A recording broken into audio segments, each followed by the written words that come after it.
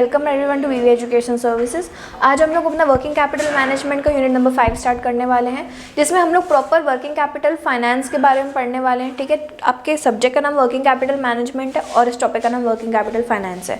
तो यहाँ पर हम लोग क्या पढ़ने वाले हैं कि अगर मुझे मेरे बिजनेस के लिए वर्किंग कैपिटल रिक्वायर्ड है, ठीक है, तो मेरे पास कौन कौन से सोर्सेज होते हैं उन फंड्स को बोरो करने के लिए, और ये जो मतलब वर्किंग कैपिटल के जो सोर्सेज होते हैं वो मैं कौन से फैक्टर्स पर डिपेंड करते हैं। मतलब मैं क्या क्या चीज़ें सोचने के बाद डिसाइड करूँगी कि मुझे कौन से वाले सोर्स से वर्किंग कैपिटल अरेंज करना है और कौन से सोर्स को रिजेक्ट करना है। ठीक है, तो कुछ ऐसे फैक्टर्स हैं जो हर कंपनी वर्किंग कैपिटल रिक्वायरमेंट से के लिए जब वो पैसे बोरो करती है तो उससे पहले हम लोग कुछ फैक्टर्स माइंड में लेकर चलते हैं, जिसके बेसिस पे मेरा डिसीजन जो है ये बेस्ड रहता है कि मुझे इस वाले सोर्स से वर्किंग कैपिटल अरेंज करना है कि मुझे नहीं करना है। ठीक है, तो ऐसे कौन से फैक्टर्स जो हम लोग को सोचने हैं, तो नंबर 1 है कॉस्ट।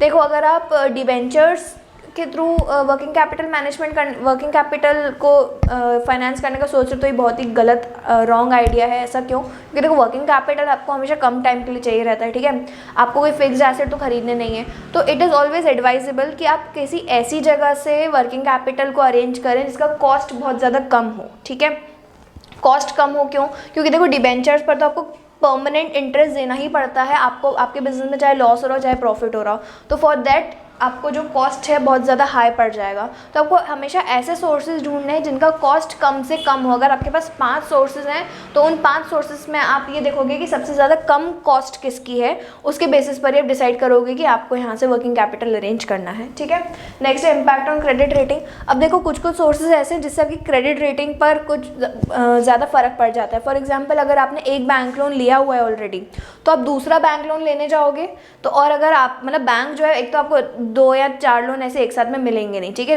अनलेस आपकी जो रेटिंग है बहुत ज़्यादा अच्छी हो, इसी को हम लोग बोलते हैं क्रेडिट रेटिंग।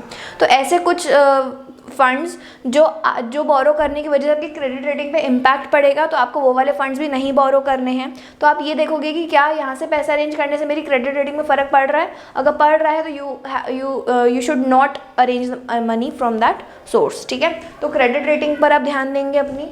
थर्ड है फ्लेक्सिबिलिटी। फ्लेक्सिबिलिटी मतलब यहाँ पे कौन सी फ्लेक्सिबिलिटी की बात हो रही है? अगर आपने शेयर्स के थ्रू पैसा अरेंज कर लिया है तो आप सब लोगों को ये चीज़ पता है कि जो शेयर्स हैं, कंपनी को शेयर्स का जो बायबैक है, जो पेमेंट है, वो एकदम एंड में मतलब जब कंपनी बंद हो रही हो तब उसको वापस करने हैं वो पैसे। तो आप वर्किंग कैपिटल के लिए कोई इतना लॉन्ग टर्म फाइनेंस तो लोगे ही नहीं, आपको चाहिए शॉर्ट टर्म जिसमें आपकी फ्लेक्सिबिलिटी हो। मतलब अगर आपने आज किसी से 5 लाख रुपये लिए हैं, ठीक है, तो आपके पास फ्लेक्सिबिलिटी हो कि आप उसको कल या मतलब कभी भी जब आपके पास पैसे हो जाए आप उसको रिटर्न कर दो ताकि आपकी कॉस्ट बढ़ जाए। ठीक है, अगर मैं बैंक से लोन लेती हूँ तो बैंक लोन्स बहुत ज़्यादा फ्लेक्सिबल होते हैं। क्यों होते हैं? क्योंकि अगर आज मैंने बैंक से लोन लिया है, 5 साल के लिए लिया है लोन, लेकिन मेरे पास 3 साल में ही उतने पैसे आ गए, मतलब मैं केपेबल हूँ कि मैं 3 साल में ही वो लोन रीपे कर सकती हूँ, तो मैं उसी टाइम पे लोन रीपे करके और अपनी लाइबिलिटी से मेरे को एकदम फ्री हो जाऊँगी अपनी लाइबिलिटी से। तो ऐसे ही मुझे फ्लेक्सिबिलिटी ढूंढनी रहती है वर्किंग कैपिटल फाइनेंसेस में। नेक्स्ट है रिलायबिलिटी। मैं कितना रिलाय कर सकती हूँ उस सोर्स पे। ठीक है, अब कुछ सोर्सेज ऐसे होते हैं जो बहुत अनऑफिशियल रहते हैं। ठीक है, मतलब आप जो है ऑन पेपर कुछ नहीं होता, वो आपका जो है ऐसे फ्रेंड्स के साथ आप कर लेते हो। ठीक है, पैसा ले लेते हो, तो ये सारे जो रहते हैं ये सोर्सेज रिलायबल इतने ज़्यादा नहीं रहते हैं, क्योंकि वो चीज़ आपके ऊपर ही बैकफायर कर सकती है अगर आप एक कंपनी हो, रजिस्टर्ड कंपनी हो। तो इट इज़ ऑलवेज एडवाइजेबल कि जो सोर्सेज रिलायबल हो, जो सोर्सेज रजिस्टर्ड मतलब जैसे बैंक्स हो गए, ठीक है, कॉर्पोरेट बैंक्स हो गए, ये सारे जो बैंक सिडबी वगैरह है, मतलब आप किसी फाइनेंशियल इंस्टीट्यूशन रजिस्टर्ड हो या बैंक्स हो, हमेशा आपको उनसे ही पैसा बोरो करना चाहिए, क्योंकि वो जो सोर्स है वो रिलायबल होता है। ठीक है, दूसरे रिस्ट्रिक्शंस। कुछ सोर्सेज ऐसे होते हैं जो आपके साथ रिस्ट्रिक्शंस लेकर आते हैं। ठीक है, फॉर एग्जांपल, अगर आपने बैंक से लोन लिया है तो बैंक हो सकता है आपके डिविडेंड पेमेंट पर रिस्ट्रिक्शन लगा दे कि नहीं, आप डिविडेंड नहीं दोगे, क्योंकि अगर बैंक ने डिविडेंड देना चालू कर दिया मतलब वो ग्रो नहीं करेगा, मतलब वो रिटेन नहीं कर रहा, कुछ पैसा रिटेन नहीं करेगा तो एक्सपेंशन के चांसेस कम है। एक्सपेंशन नहीं होगा तो बैंक का लोन कैसे चुकाएंगे? With interest. ठीक है, तो कई सारे सोर्सेज ऐसे होते हैं जो दूसरे मतलब रिस्ट्रिक्शंस लेकर आते हैं अपने साथ, तो आपको वो वाले रिस्ट्रिक्शन का भी ध्यान देना है। अगर आप वो रिस्ट्रिक्शन को बेयर कर सकते हो तो well and good, otherwise you should not select that source. Okay, तो ये हमारे कुछ फैक्टर्स थे। Moving on to next topic, sources of working capital. अभी जो हम लोगों ने फैक्टर्स सोचे, मतलब फैक्टर्स ये वाले हम लोगों ने पढ़े कि कौन कौन सी चीज़ों पर डिपेंड करता है आपका decision to borrow the money for working capital requirements. ठीक है, तो आपके पास ऐसे कुछ सोर्सेज होते हैं, हम लोग एक एक करके सोर्स पढ़ेंगे। पहला सोर्स है ट्रेड क्रेडिट।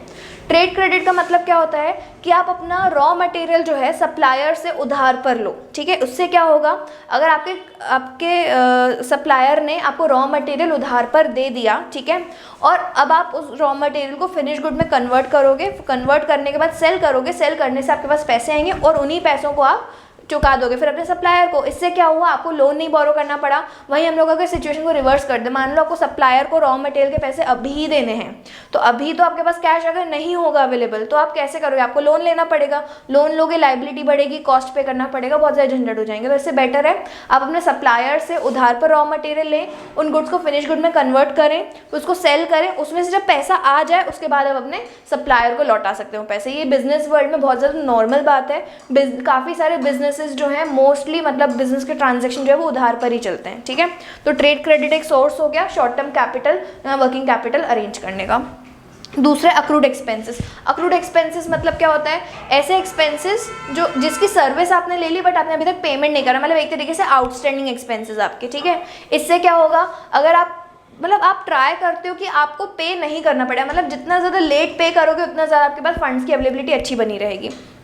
तो ऐसे ही जो जो एक्सपेंसेस आपके वेट कर सकते हैं, आप जिन एक्सपेंसेस को वेट करवा सकते हो, पेमेंट नहीं करो, उसका आप बेनिफिट ले लो, लेकिन पेमेंट अगर आपके पास ऑप्शन हो कि आपको 2 महीने बाद करना है, तो you should save that amount for your working capital needs, ठीक है।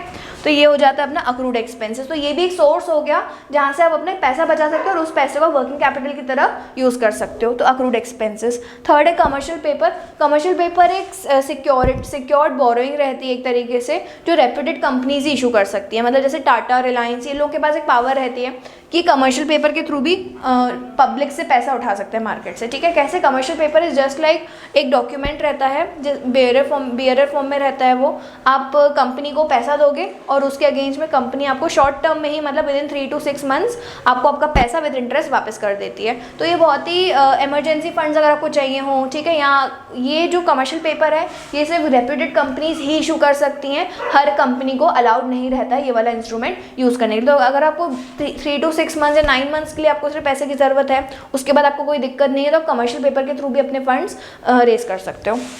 नेक्स्ट है सर्टिफिकेट ऑफ डिपॉजिट्स।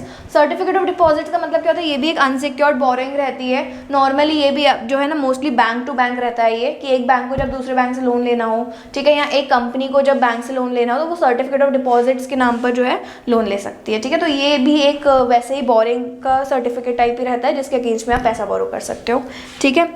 लास्ट है अपना बैंक क्रेडिट। बैंक क्रेडिट मतलब बैंक से लोन लेना। अब बैंक से आप लोन 3 तरीके से ले सकते हो। एक, आप नॉर्मल लोन लेते हो, मतलब जिसमें आपका एक फिक्स प्रिंसिपल अमाउंट रहता है, फिक्स रेट ऑफ इंटरेस्ट रहता है, फिक्स टाइम रहता है, इतने टाइम में आपको अपना पैसा वापस करना है। नॉर्मल लोन्स जो होते हैं वो लोन्स हो जाते हैं, ठीक है, मतलब लोन वाली कैटेगरी हो गई वो। सेकंड है कैश क्रेडिट। कैश क्रेडिट एक बहुत ही इंटरेस्टिंग और बहुत ही अच्छा सोर्स है आप लोन लेने का।